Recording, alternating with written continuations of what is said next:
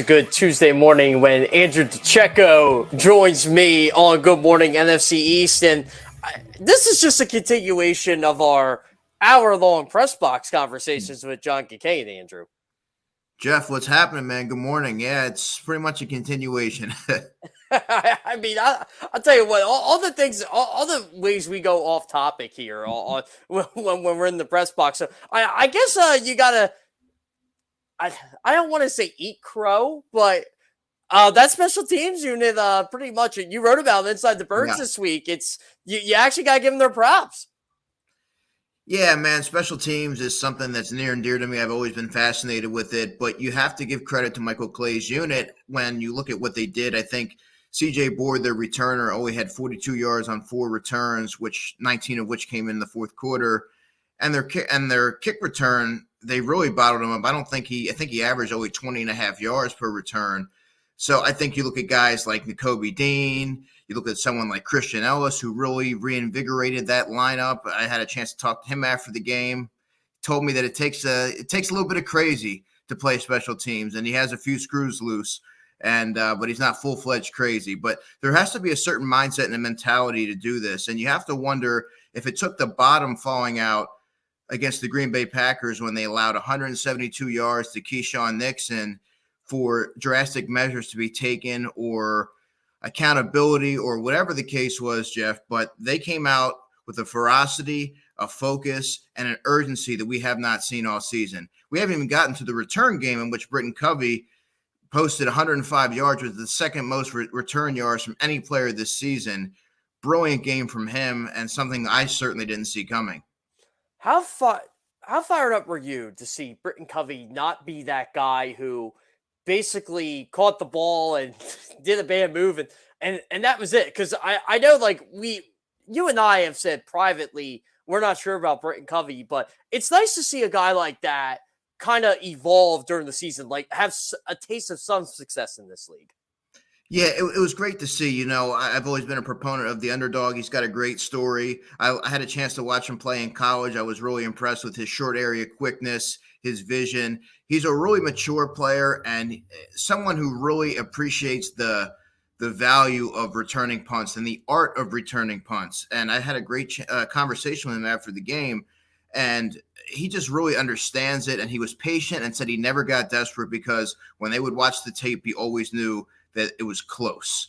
And I think it took a combination of Covey being less tentative and being more confident in knowing where to go when navigating through traffic. But I also think it had to do with the blocking in front of him, some of which came courtesy of Christian Ellis, who was elevated from the practice squad. I thought he threw a couple good blocks, but I just thought the unit as a whole was far more sound than we've seen. And it didn't really require any starters playing on that outside of the Reed Blankenship and the special teams cameos from Marcus Epps. How fired up was Nick Sirianni yesterday? It seemed like he heard all the criticisms about special teams. When you heard his locker room speech, I mean, he seemed more than passionate to mention how well that special teams unit played. Yeah, it's just been such a beleaguered unit all season, and they've always said the first and second unit are great, but eventually the Eagles special teams are going to cost this team a game. He's certainly conscious of what's being said, and I think to see that the hard work, and then they're in that building every week, and to see that hard work manifest itself the way that it did against the Tennessee Titans, I think he was just so elated and proud of the way that everybody rallied and got the job done. And that was the first time all season that you could say that all three units played a complete game. It was complimentary football at its finest. What would you want to see improve on this special teams unit over the last 5 weeks? Well, you want to see consistency, right? Like we saw, this was a breakout performance, but you want to see if that's sustainable. If they're able to, maintain that progress and build off of that moving forward, because they really need to be firing on all cylinders as we venture into the stretch run and the postseason. Because when you look at someone like Covey, for example, the first 5 games he had 2 muffs. But now are you able to build off that confidence that you just showed on Sunday?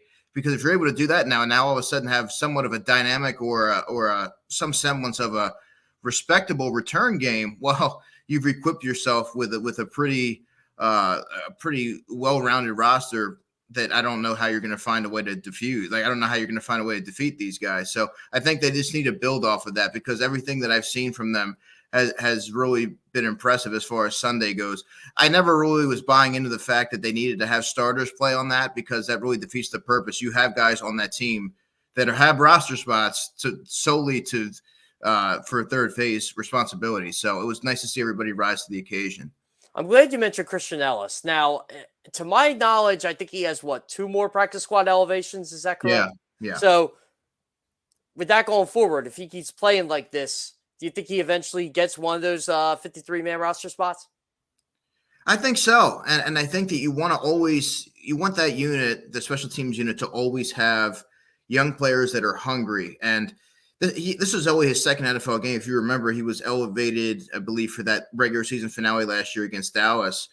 And he played well in that game. But I think that he said that, because I asked him, I said, why do you think that they chose now to promote you? And he said that it was just the confidence that the coaches and Howie Roseman has in him throughout the weeks. You know, he does a lot of the stuff on scout team, and they were able to see his progression there. But I think they just like his mentality, and he's a smart player and a physical player. And you really saw that on that first quarter punt cover where he destroyed CJ Board. And it really, the energy radiated through the sidelines. You could feel that even in the press box, that, okay, the special teams hadn't felt that sort of momentum shift all season. So I think that he really played an instrumental role in sort of getting the ball rolling on Sunday. Where do you think now the special teams, their biggest weakness is, if you had to pick? They have a couple here. I would probably say Aaron Siposs, the punter. I think that he's been pretty inconsistent throughout the season. He's improved. He's had different, ebbs and flows throughout the season that you start to see if he's turned the corner. But I think that he would probably be the one area that I would look at. I think that the cover unit, when you look at what it's comprised of, Sean Bradley had Pro Bowl potential last season. Patrick Johnson, they love, and he's a good cover player. Zach McPherson's one of the best gunners in the NFL. Andre Sachere, same goes for him, one of the best gunners in the NFL. Christian Ellis is a monster and a fearless player in cover units. And Nakobe Dean really showed you what he's able to do in his sample size on defense. And he made a great tackle on special teams, blew somebody up. So they have the players there. Now, you're not going to swap out the coach this late in the season. So you really need the players that you have outside of maybe an elevation or two. You have to find the right combination of players to get the job done. So they definitely have the talent. That's not the problem. Nakobe Dean, I thought he played well when he came in the game late on Sunday. There was a play. I didn't get to see the replay though yesterday, but there was I think a tackle for loss he made, or it may have been the 1-yard gain. I'm trying to remember the play, but he was pretty much, I don't want to say held, but he was kind of wrapped around a bit. He was in a chokehold and he still made the play. Yeah. Like it's for as limited defensive snaps as he's played, he's made quite an impression so far. Yeah, I think so, man. And I think he had 6 tackles and 15 snaps. I mean, that's pretty good, man. It's a luxury to have somebody like that as your third or fourth linebacker. I think he would probably be the fourth. He's probably qualifies the fourth linebacker because Patrick Johnson has seen significantly more snaps than him this year. Now that could change moving forward. And he pretty much alluded to Kaiser White. His starting role is not in jeopardy, but it's nice to have a player like Nakobe Dean that they can gradually bring along and not have to thrust him prematurely into the lineup where, you sort of endure some growing pains, especially at the linebacker position for young players. I think he really showed tremendous growth and hunger, right? I think sitting on the sideline when you're used to being out there and being, seeing the defense go through you essentially in college, to sit there and be on the sideline and watch it all happen. I think when you finally get your opportunity, you're a lot hungrier than you ordinarily would be. And I don't think he took it for granted. So, kudos to him for maximizing those snaps. I mean, like I said, 6 tackles on 15 snaps. What do you do this offseason knowing TJ Edwards has pretty much played at a Pro Bowl level, and it doesn't look like that's going to stop even if he would come back? Yeah, I think Kaiser White, Jeff, would be the player that you look at as someone who may not be coming back if they're really confident in Nakobe Dean being a viable starter next season, which, all indications are that they should be. I think Kaiser White would be the guy. TJ Edwards brings a physical element to the team, and I think when you look at what you have in Nakobe Dean, his skill set closely mirrors Kaiser White. So I think at those two players next season, you could see a TJ Edwards, Nakobe Dean linebacker tandem there. And I think that you would see a transformation in the defense. But you can't sign everybody. You got guys like Bradbury, you got countless players, CJ Gardner-Johnson. It just goes down the line. So you have to pick and choose selectively who you're going to retain. And I think the Eagles have shown that they prioritize secondary players and they prioritize in the trenches. So I don't think that they would throw that money at Kaiser way. This is a defense that unfairly gets highly criticized. I've never seen a top 5 defense like the Eagles get criticized for it. Why do you think people want to nitpick on everything Jonathan Gannon does?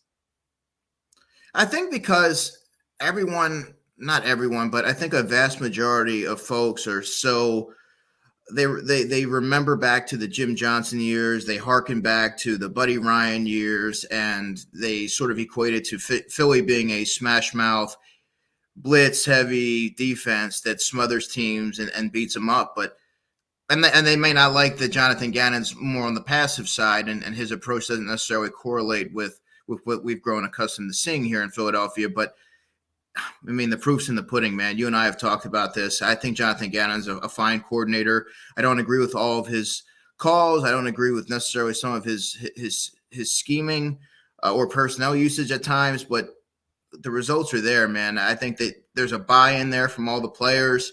And when you look at what everyone's able to do, I mean, they lead the league in interceptions. I mean, they had 6 sacks on Sunday. They're playing at all 3 levels, are complementing each other pretty well, and they're really starting to hit their stride now. So I don't understand the vitriol that is out there on Jonathan Gannon personally, but there shouldn't be. One of the reasons I think the Eagles are 11-1, and this is going away from how well Jalen Hurts has been playing. If you look at Darius Slay and James Bradbury and that pass defense, not too many teams have been able to actually torch them. I think Christian Watson might be the only player to Terry McLaurin. Terry McLaurin. Thank you. So they're like the only two. And keep in mind the 2 names I just said there. There have been really good receivers that come through here and not do anything, like Justin Jefferson. So I think they're just as important of why this team has been as dominant as they've been through the first 12 weeks. Yeah, and you know, that's such an under-discussed topic because so many other things have gone on here, particularly around the quarterback and his evolution. But, Jeff, I mean, you look at the 2 corners that they have. They're long, they're lengthy, they're physical. They get after the football. They affect the catch windows. I mean, and they're big personalities, as we know. And I think that when you look at – they sort of galvanize that whole secondary. Everything really revolves around what they do. And – I mean, I don't know how you're going to find a way to throw on those guys. I mean, even James Bradbury, who we haven't really seen make those tackles in the open field, he had a nice tackle on Derrick Henry the other day. I mean, they're willing to get physical and make plays when it's there, and I think that they're as good a duo as you're going to find in the NFL.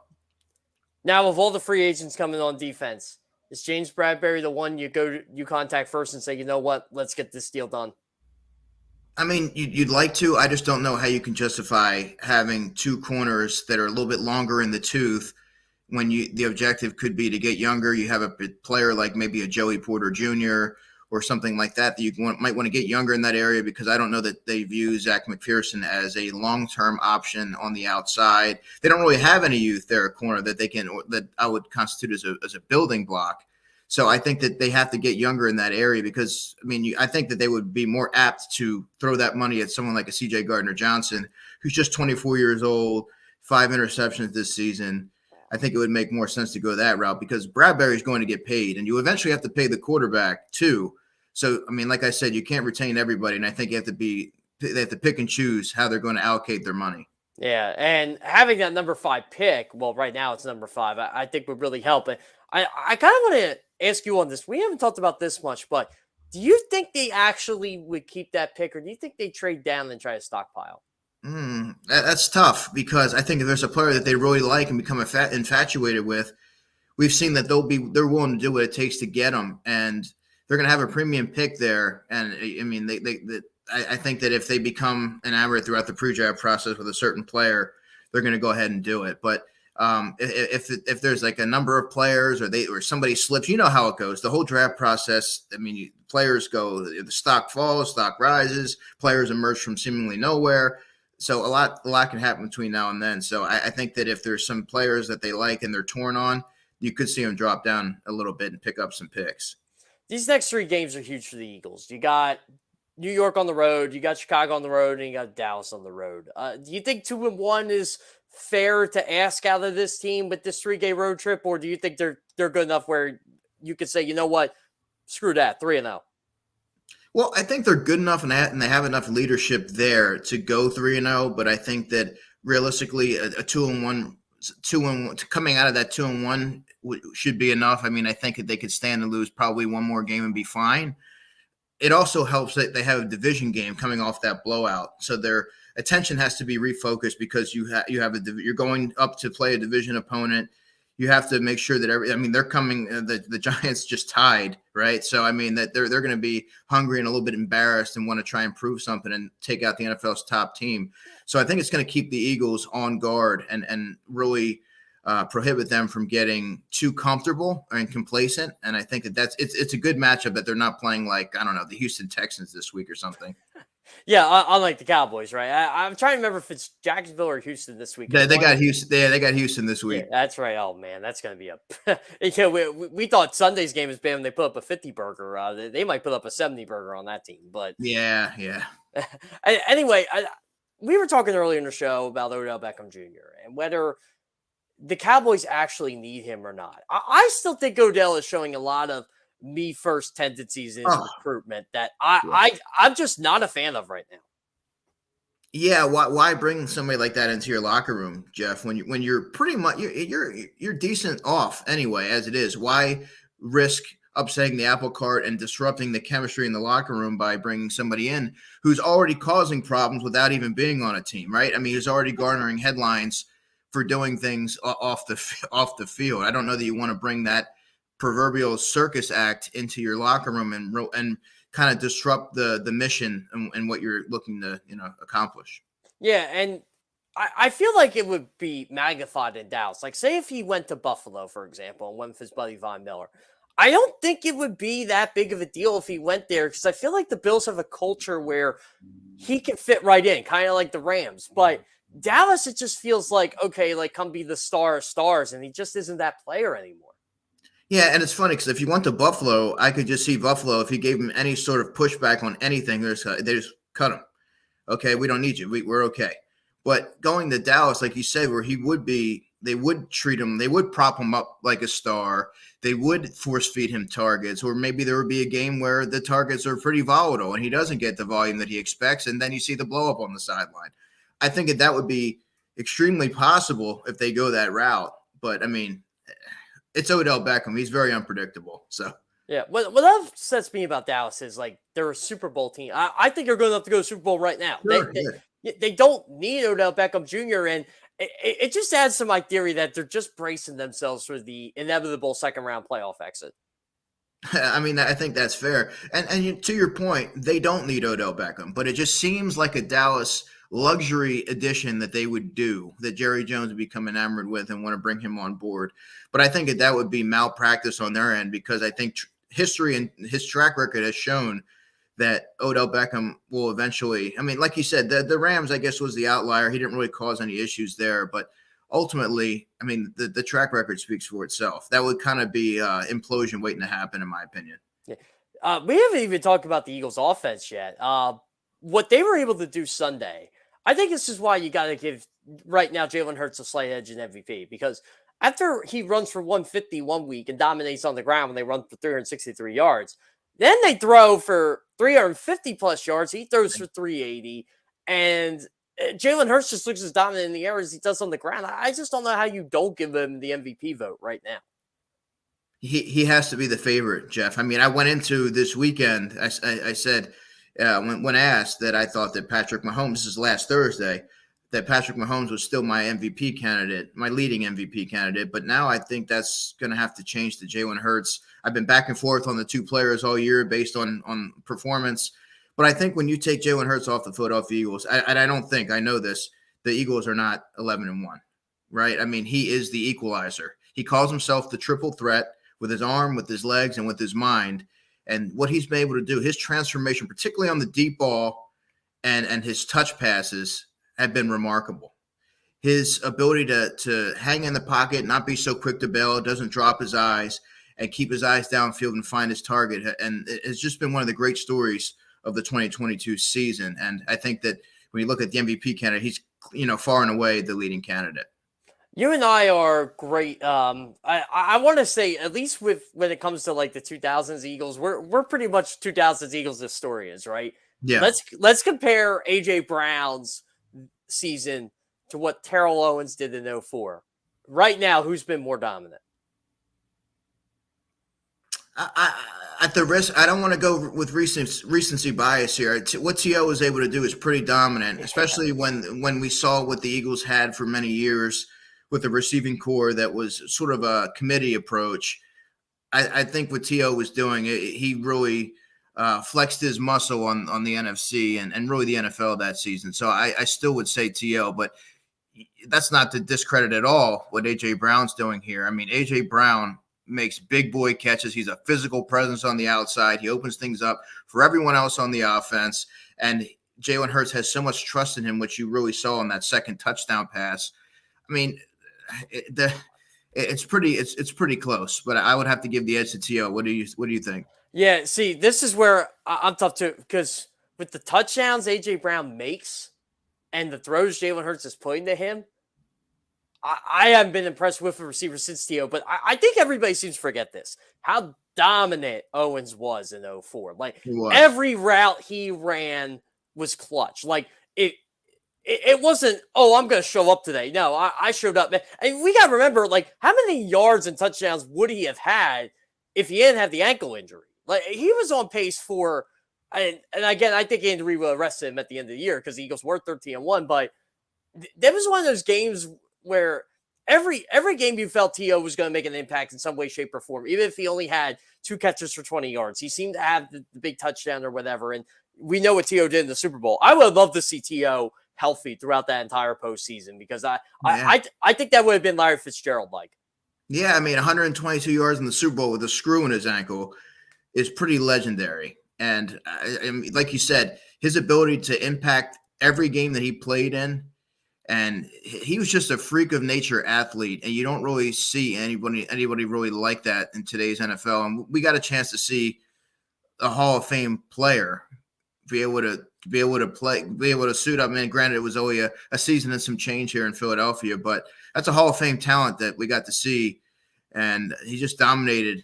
He dominated his opponents, and not only that, Jeff, he opened things up for an offense that wasn't really brimming with talent outside of Brian Westbrook. Really, I mean, Todd Pinkston was a fine player. Chad Lewis was there. Well, he got hurt late in the season, but I mean, they didn't have. They didn't have a plethora of Pro Bowl options there. Yeah, and Chad Lewis wasn't the Pro Bowl tight end anymore. As you remember, they drafted L.J. Smith because they thought he was going to be the next evolution there. But one thing I always loved about T.O.'s impact, Todd Pinkston averaged, I think it was 18.4 yards per catch that season. Like, Todd Pinkston was a legit deep ball threat. Everybody likes to talk about he lost in the lights and stuff. But I still remember when they traded for T.O., I was upset that they kind of let James Thrash go. Could you imagine James Thrash in the slot with Terrell Owens? Oh, it would have been Edelman-esque, I think, before Edelman. But James Thrash had great speed and good short area quickness, was sort of thrust into a role that he wasn't really equipped for, at being an outside receiver, being the de facto one on an offense. It was okay for what Andy Reid needed from the West Coast offense, but it wasn't ultimately going to be enough to put them over the top and put them in Super Bowl contention. They only were able to get to that certain level, and they didn't have enough juice and from a weaponry standpoint to push them over the top. But yeah, man, imagine James Thrash at the slot with T.O. in the fold there, and Pinkston stretching things deep on the other side. How much of a difference do you think A.J. Brown makes for a guy like DeVonta Smith, who I wrote about this week? Eagles do have another number one wide receiver. People just seem to forget him. Yeah, exactly. And I'm glad you said that. He is a number one receiver, and he would be on most teams. He's just a 1B. We got a 1A and a 1B here in Philadelphia. And DeVonta, I still think, Jeff, that he has a chance for 1,000 yards over these next handful of weeks. And how great and validating would that be for a guy like Shane Steichen, by the way, who is going to be a leading head coaching candidate, I would imagine, by the end of the season, to have an offense that produced 2 1,000-yard receivers. But yeah, DeVonta, from a route running standpoint, from the way that he goes up, and he's a tough guy too, man. And just from a route running standpoint, there's not many players that are more advanced than he is in that department. And I think you're really seeing what he's able to do when defenses aren't able to hone in and key in on him like they had to last season. He has dominant traits, and I think that the next 5 games, I think you might see him eclipse that 1,000-yard mark. Do you think DeVonta Smith is the guy on this offense where, we always talk about Jalen Hurts and A.J. Brown and Miles Sanders and how dominant they could be there, but that's the guy you look at and say, you know what, this is why they're so good, because you got to worry about him too, or is it a guy like Dallas Goedert, for example? I would say probably Dallas Goedert because and DeVonta Smith to a similar degree as well. He's a smooth operator on the outside, man. But I think Dallas Goedert, the way that the offense functions, Jeff, when he's healthy, is really what makes that team reach its full potential, right? I just think his ability to be that security blanket over the middle for a quarterback like Jalen Hurts, be that big body physical presence over the middle of the field and affect the red zone and the catch point, I think that really helps transform the offense, and he should be coming back hopefully within the next couple of weeks for them. And I think you're really going to see everything take shape there and the offense take it to the next level. Football was so different in 1980, so I'll keep them out of this conversation right now. If you want to watch every 1980 Eagles game, you can go on YouTube, by the way. But if we want to compare our dominant Eagles teams here from last decade, or last 2 decades, who are you going with, Andrew? The 02 Eagles, the 04 Eagles, the 17 Eagles, or this year's Eagles? Oh, man, that's a great question because the NFL has evolved so much over that time. But that 02 defense was special. Yeah. That 02 defense was special. And but then again, the offense didn't have nearly the playmakers. And McNabb got hurt. So I can't go 02. I might go the 04 Eagles. Yeah, it's funny, right? Because 17 won the Super Bowl, and as good and deep as they were, I still say the 04 Eagles are one of the best teams I've ever seen. I mean, they just rolled over opponents every single week. Yeah, exactly. So in that question there, and I think I got to go the 04 Eagles. I mean, it's a tough call, but just a well-rounded team, and we mentioned how instrumental T.O. was for the transformation of that offense. Nobody could stop those guys, man. And having a secondary with someone like Brian Dawkins there, I mean, we haven't really seen an athlete in Philadelphia that carried that much, that meant that much to a team since Dawkins, arguably, and one of the great all-time Eagles. So I think I would sway that way. What about yourself? You know what? I always make the argument that I think the 02 Eagles could beat the 04 Eagles, but I think that's because the 02 Eagles defense was so good. It was really good. Yeah. I mean, I think they were a healthy McNabb away, and the NFL was weak that year. So I think they were healthy at McNabb away. I still think McNabb is hurt in the playoffs from actually winning the Super Bowl with beating Oakland themselves.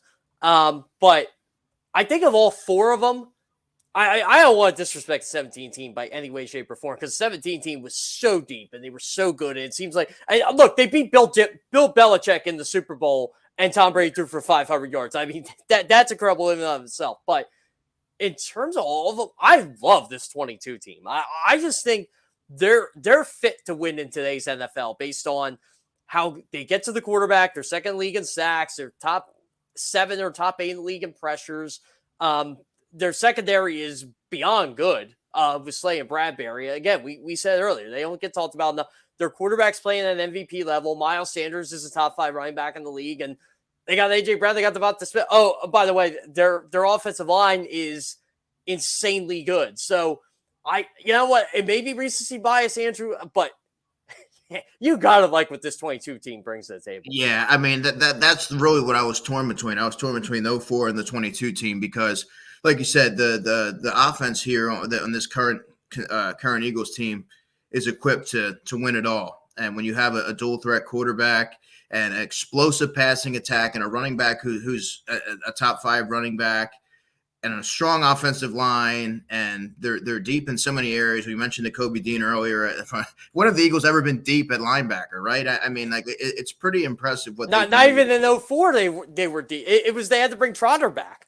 Right. So I mean, it's pretty incredible the way this roster has been constructed, but not only that, the way the balance of personalities and the way the locker room is, like the vibes are immaculate.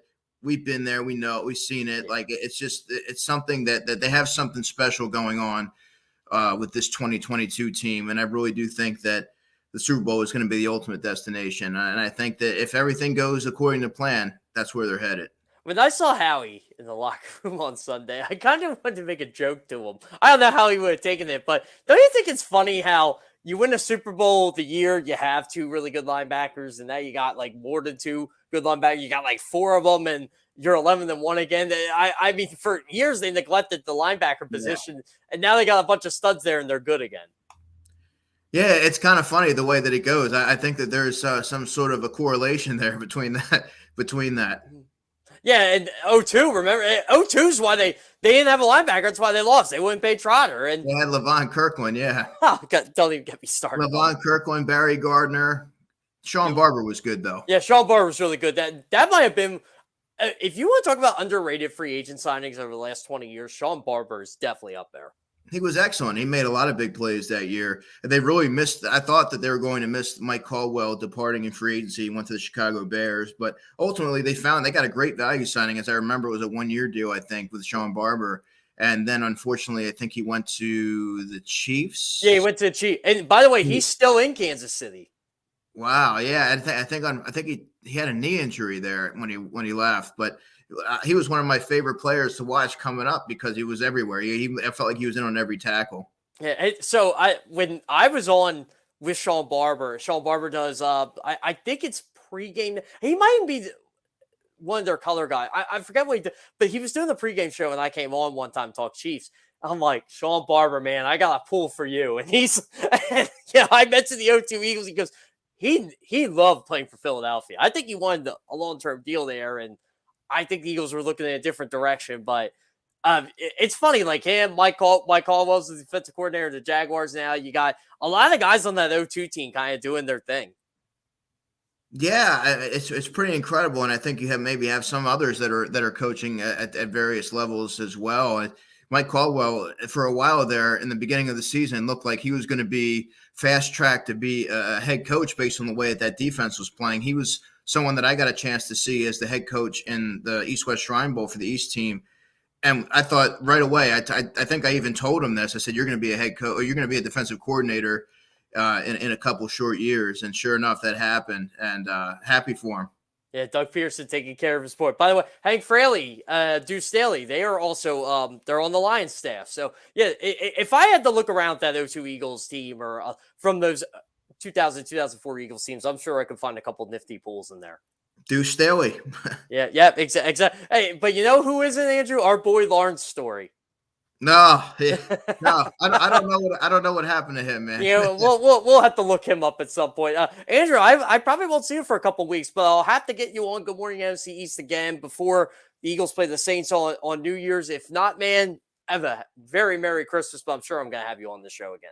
Yeah, Jeff, my friend, stay in contact, man, and happy holidays to you and your family, and we'll stay in touch. Yeah, don't listen to Kincaid. Don't watch too much Twin Peaks or One Life to Live or what's the other one Dead to Me. I might be a full-fledged Kincaid by the next time you see me. By the way, I still thought it was funny when you said Dead to Me and he didn't know like what you meant right away. I said, wait, I'm dead to you. I said, what did I do? All right, Andrew. Once again, I'll see you in the press box in a couple of weeks, but I'm sure we'll be chatting. I'll have you on the show before then. All right, my friend. Talk soon. All right. See you, Andrew. Andrew DiCecco does great work for Inside the Birds. You can go on InsideTheBirds.com, read the content from him. Jeff Mosher, Adam Kaplan, Greg Cosell, Jason Avant, Quentin, Mike, all those guys. They're all awesome down there. I love the content they bring every single week.